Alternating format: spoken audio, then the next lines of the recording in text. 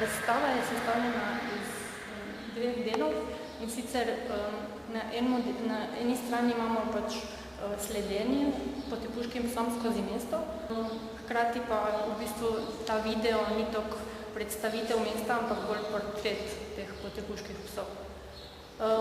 V Budimpešti jih je toliko, da te je začelo to zanimati, ali kako to, ko se je to sploh zgodilo, no? Ko si začela zasledovati te potepuške pse?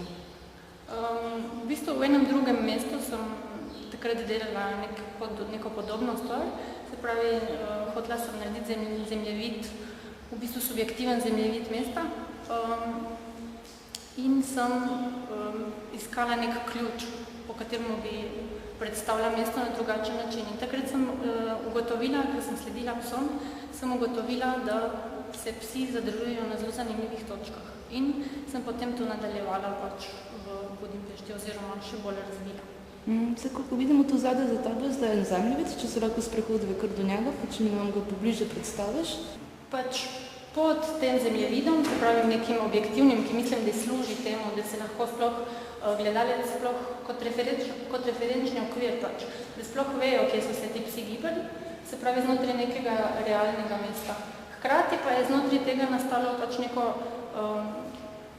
imaginarno mesto, zanimalo me je pa prav zato, ker je nevidno pač večini ljudi oziroma pač tistim, ki se temu ne posvetijo. Se pravi, neka notranja struktura v mestu in ta struktura je tudi označena.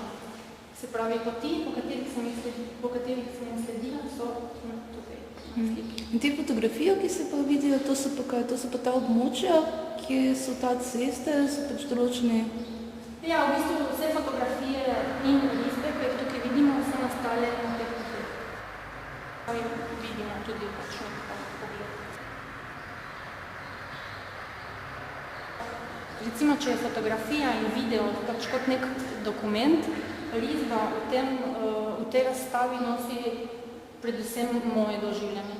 Se pravi, ko sem zaključila s to dokumentacijo oziroma z opazovanjem potepuških psov in mesta, kot ga oni doživljajo, sem dobila idejo, oziroma sem začela razvijati neke zgodbe.